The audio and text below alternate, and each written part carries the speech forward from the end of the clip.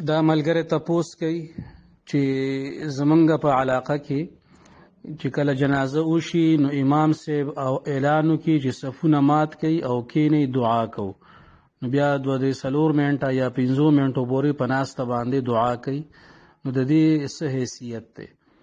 نو جواب دا دی چې د جنازې د مونځ دا په خپله باندې دعا ده، دا ټول په دعا باندې مشتمل دی.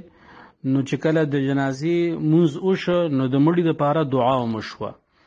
بیا د جنازې نه پس د دعا کولو مختلف صورتونه دي.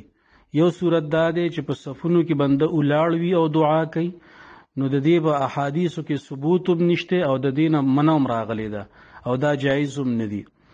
دویم صورت دا دی چې څنګه تاسو ووایئ چې صفونه مات شي او په ناسته باندې دعا کوي، نو نور مفتیانو حضراتو دې ته ناجایز لیکلی دي.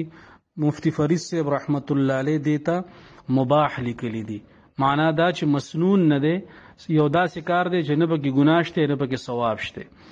نو که چېرې یو پیرنیم باندې څوک دعا وکړي نو هغه یو جدا خبره ده، خو لیکن مستقل طور دا معمول جوړول او دا یو د جنازي حصہ ګڼل دا جایز نه دي. د دې نه ځان ساتل پکار دي چې د جنازي منځ شو نو په هغې کې د مړي دپاره دعاګانې وشوې، دغه دعاګانې الله تعالی قبول کړي او د هغې نه پس بیا انسان چې کله هم دعا کوي نو کولی شي که جنازګاه کې دعا کوي او که د جنازې نه پس د جنازګاه نه پس بیا په جومات کې یا په نور ځایونو کې د خپل مړي دپاره دعاګانې کوي، ایصال ثواب کوي، نو هغه ټول امور جایز دي، خو په هغې کې یو شکل لازم ګڼل نه دي پکار جي.